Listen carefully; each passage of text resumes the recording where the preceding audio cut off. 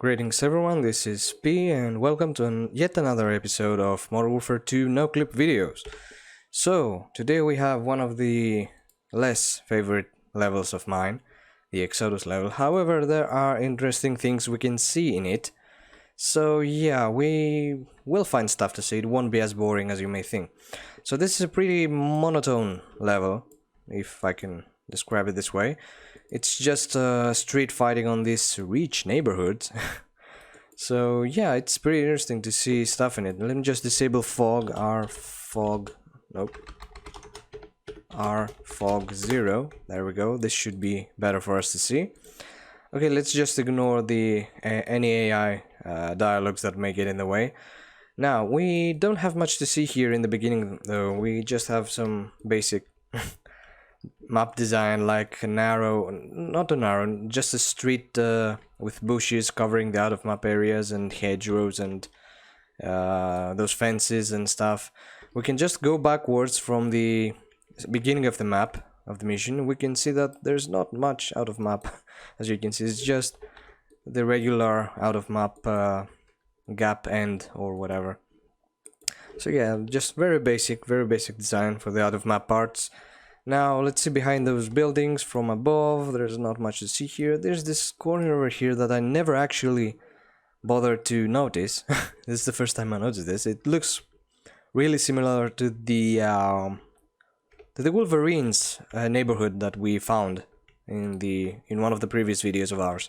Now, yeah, some bushes here, trees, fences, hedgerows and stuff. Then we have this wide open area with these apartments over here. Oh, what do we have here? That's interesting. I don't know if this is here through the normal playthrough. It could be something scripted that gets moved somewhere else later on. I don't know. We'll find out soon, I guess.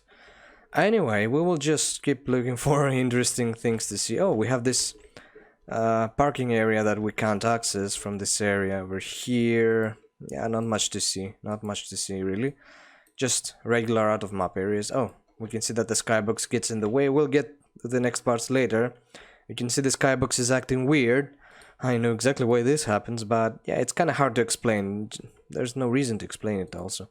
Oh yeah, this is the... We'll go to that later. We'll explain why all this all happens, don't worry. Okay, so... continuing on to the road after this apartment area. Oh, we have actually a very interesting out-of-map gap here, because we can see from inside the map that the road actually ends there, but we think that it's a curved like elevation of the road that goes behind here, but in fact it actually ends up here without even continuing. So yeah, we think that it may go downwards after the curve, but it in fact goes nowhere. These are some very cool map design tricks that you can trick the players. Like, they may think that there's something out there, but there's nothing there. Just to save memory, of course. You can see stuff here, really interesting. This open area with the fountains. Really nice map design though. I initially hated this level. This was like my least favorite level of the game when I first played the whole Modern Warfare 2 campaign. But I end up liking this level now, simply because of the map design and the interior design we will look on to later. So yeah, we have this pretty nice area. Oh, can we? Oh, we can't. It's blocked. Of course it's blocked. Yeah, why would you allow players to go up here? I mean, yeah, it would be nice, but yeah, it would be easier for them to see out of map. So I understand why they would block it. So yeah, these areas here, not much to see. We can just... oh, there's nothing above it. It's not textured from above the thing. The building and all. Okay, Foley, we heard you the first time. It's on a loop, the dialogue. Just to let players know what they're supposed to do. Or something, I don't know. Okay, not much to see here after this checkpoint. Moving on to this area here. Still not much to see. Let's just go above and say that there's actually indeed nothing to see. Just the whole previous area we went through. The beginning, the apartment area, the checkpoint fountains, and then we're here in the crossroad and the bridge. So yeah, I'm just letting you know where we guys are, just to show you the orientation of it all. We have this little river that the further we go from the playable area, the less detailed it is, which is cool. That's a nice texture though. Pretty good. Pretty good grass texture. I never noticed that. I might as well use that for one of my projects. I don't know. We can easily use textures from Modern Warfare 2 now. I don't know. We will see. I'll see if it fits somewhere and I'll use it. It looks pretty good for me. Okay. Anyway, I digress. Okay, we have some interesting ties over here. Like this, as we go to the bridge, the left side of the river actually ties into the next areas of the map. We'll just keep that in mind and see how it links later. So we go through the bridge just like that, and we have those villa houses and these rich houses in this rich neighborhood with the fancy cars and interior design. Let's just go indoors and see. Yeah, I always like the design of the interior parts in this game. Like, it's so beautiful. It's what actually inspired me to make the Deal map, if you are familiar with it. It's one of my forgotten projects that I never really finished because I have other projects in the way. Anyway, I digress again. Okay, this is the first house. This house doesn't have much of an indoor part, just basement part, basement parking part. Yeah, pretty basement. No rooftops part. Anyway, another basement part which ties into the indoors. Not much to see here as well. Pretty small house, yet pretty cool. I mean, small compared to the other ones. It's not a small house for the everyday person standards. Anyway, it's pretty cool. The interior design is really good in this game. I really like it personally.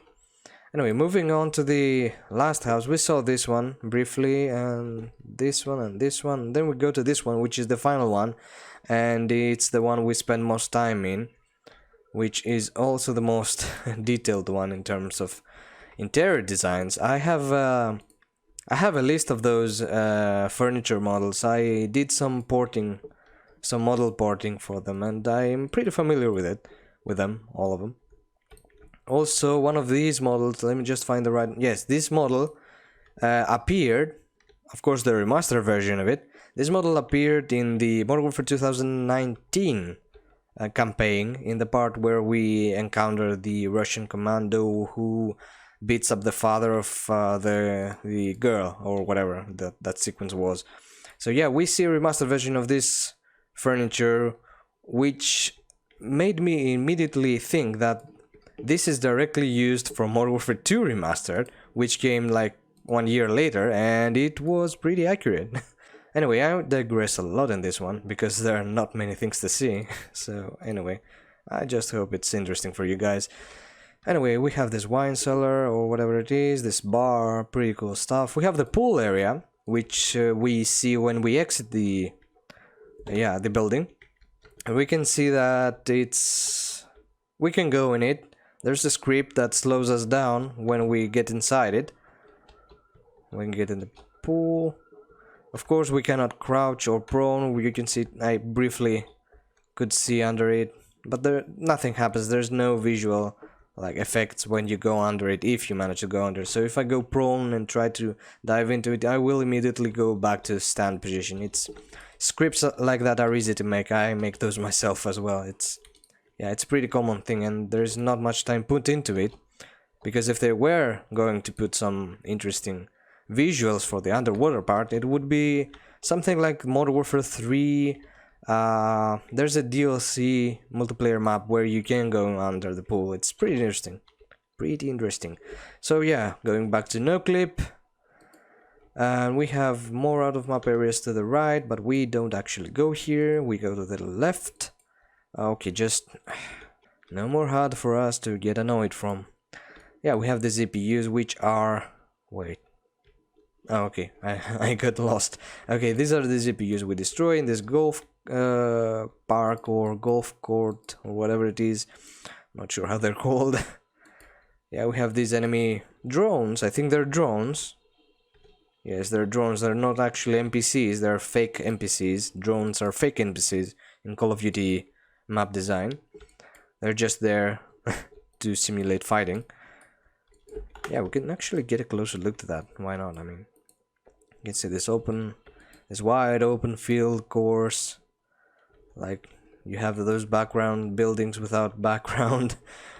And yeah, you have the smoke coming from the sky or something, or whatever it is. And you have the drones just making you think that there's fighting going on. Pretty standard stuff for background game design. The ZPUs we destroy, and then we just go back to the road and go to the second bridge, which we were talking about a few minutes earlier. So yeah, we can see that this road ties into the other road we were before we go into the big house. And we can actually see how this bridge ties with the other bridge, which actually makes a full round around this. Okay, I will just try to not get in this invisible part in, so we can have a nice top-down view of this.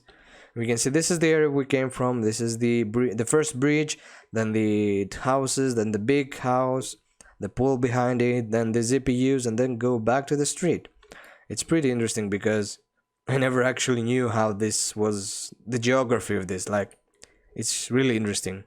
I mean, I thought it was entirely different. The orientation is just way different than what I thought it was. Anyway, so the next area is the downed airplane. Actually, it's the end of the level, of course. It's the end of the level, which is this, I'm not sure what sport this is from. Yeah, whatever. So yeah, it crashes. It's supposed to crash here. It's pretty nice. I think we can...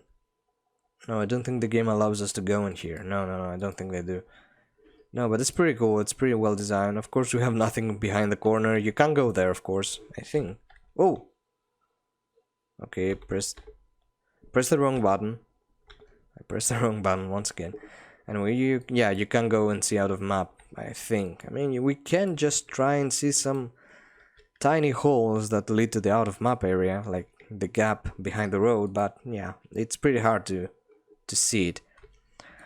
So yeah, this is the end of the level. We'll go inside in a bit. I'll just want to show you the top-down view of the map before... Okay, actually, you know what? We'll just finish this first. Just go inside here and see how the house is. Not much to see, really. Just a destroyed version of one of the houses we saw, slightly altered. It's pretty cool, though. The interior design is great in this game. Just amazing. And then we have the panic room, the famous panic room, with stuff here. There was supposed to be some backstory here that they eventually scrapped. If you see, there are so many cancelled parts of this game. Like, oh, and you can see if we go outside the boundaries, we can see that there's a huge... this panic room is like inside a huge block of concrete walls, what we call brushes in the map editor. And yeah, this is actually how it is, the end of the level. And it's pretty close to the golf cart. Yeah. Pretty close to the golf park. Yeah. Anyway, so, as I promised, now I will do a huge top-down view of the map to show you how everything binds together. And it's pretty interesting. You will be impressed.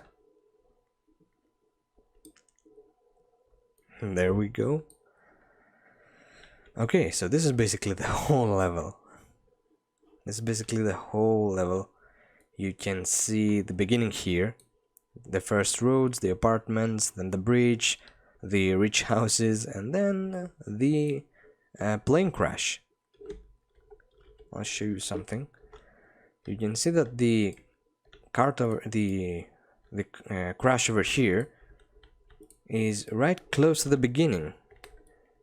Like here, the beginning is here, okay? And then we go this way and the ending is right here. It's pretty close. It does a huge circle to go around it. Now, why the skybox is like this, I can try to explain, but it's up to you to comprehend if I fail. Anyway, so basically what happens here is that the skybox prevents you from viewing stuff in the other side. Now you can see stuff, right? But you can't see this area. This is because the skybox and the portals of this map are designed in a way that they will not draw any of this crash area on the ending area if you are not directly viewing them from inside the map. It's complicated in the beginning, but yeah. Anyway, it's a very technical term. I shouldn't be explaining that in this video, but yeah, it's here. It's interesting to note it. I know I didn't really go much into it, but you can see how the walls of the skyhooks are like placed to hide this huge chunk of map. Okay, so having that out of the way, I think we're done with this level. I hope you found it interesting. We had a pretty interesting exploration. The geography of this is way different than I thought it was. I'm pretty sure most of you guys thought of the same, because it is pretty different from what I thought. So, having that out of the way, thanks everyone for watching. Hope you enjoyed this episode of exploring the out-of-map bounds and the out-of-map perspective of this Modern Warfare 2 mission. Hope you enjoyed it, hope you had fun, hope you learned something new, and hopefully next time we will have a way more interesting episode than this one. Okay, thanks everyone for watching, see you next time, bye bye.